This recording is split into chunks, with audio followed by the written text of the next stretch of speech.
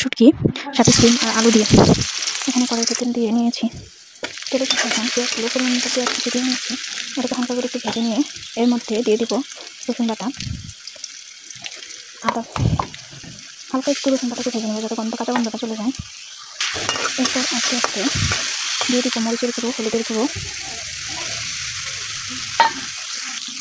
দিয়ে দিব শুটকি মাছ, যাতে শুটকি মাছের ফ্লেভারটা আসে না তেলের মধ্যে ভেজে নেবো। তারপর দিয়ে দিব শুকনো মরিচ, কাঁচা মরিচ, হলুদের গুঁড়ো, জিরার গুঁড়ো, ঝাঁঝের গুঁড়ো, সকল মশলা ভেজে নিয়ে পানি দিয়ে দিব অল্প করে। পানি দিয়ে একটু কষিয়ে নেব।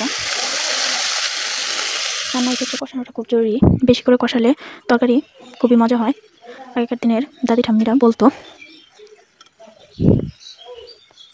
এখন আমার কষানো হয়ে গেছে।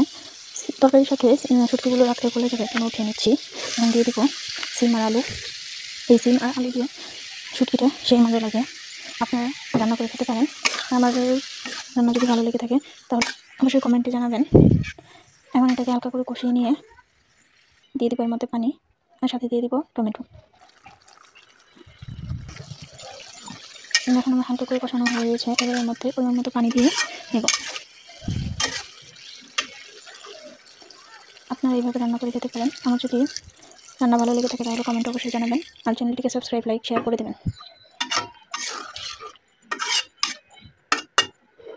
এখন পানি দিয়ে এটাকে রান্না করে নেব যাতে সেই আলু সিদ্ধ হয়ে যায়। দেখেন আমার পানি উঠে এসছে, ভালো করছে। এখন এ পর্যায়ে আমি দিয়ে দেবো শুটকি। এটা আমার রান্না হয়ে গেছে, এটাকে নিয়ে উঠে নেব।